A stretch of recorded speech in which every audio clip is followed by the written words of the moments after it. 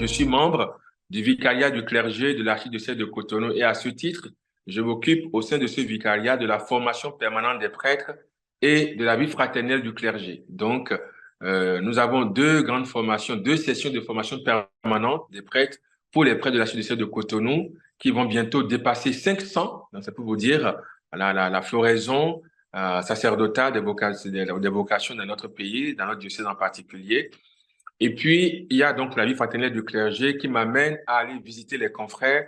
Notre diocèse fait environ 115 paroisses. J'en ai déjà parcouru une quarantaine pour aller saluer les confrères à titre fraternel. Et puis voilà, je dois continuer pour les autres paroisses où je ne suis pas encore allé. Et je suis prêtre fondateur et directeur de l'école Jeunesse Bonheur au Bénin. L'école Jeunesse Bonheur est une école catholique internationale de prière et d'évangélisation qui accueille des jeunes garçons et filles de 18 à 30 ans qui viennent de différents pays d'Afrique et du monde pour une année avec le Seigneur.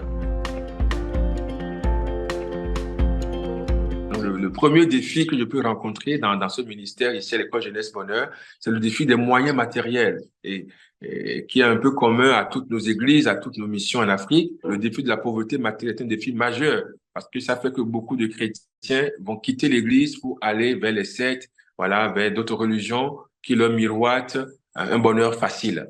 Du point de vue pastoral, c'est vraiment le défi de la rencontre du Christ. Et donc, il s'agit vraiment d'œuvrer pour l'approfondissement de la foi, permettre aux chrétiens de faire une rencontre personnelle du Christ. Donc, finalement, c'est le défi de la conversion. Alors, au niveau des vocations, eh bien, elles sont florissantes. Nous avons une floraison de vocations, mais là aussi, il y a un défi par rapport au discernement de ces vocations et à la formation intégrale de ces vocations. Le thème de cette semaine missionnaire mondiale nous renvoie aux deux fondamentaux de notre vie chrétienne que sont la parole de Dieu et l'Eucharistie. Donc, ils ouvrirent les yeux. Donc, notre cœur n'était-il pas tout brûlant pendant qu'il nous expliquait les Écritures? Et puis, leurs yeux s'ouvrirent quand il a rompu le pain.